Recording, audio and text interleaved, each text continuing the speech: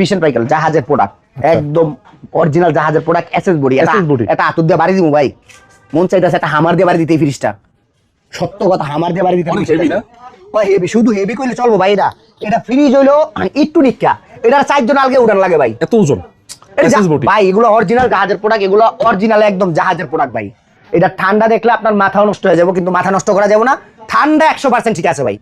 আর যতগুলা ফ্রিজ দেখেন বাঙ্গা চূড়া পায়া লড়বর হ্যান ত্যান ভাই, এগুলো ঠান্ডা 100% আছে।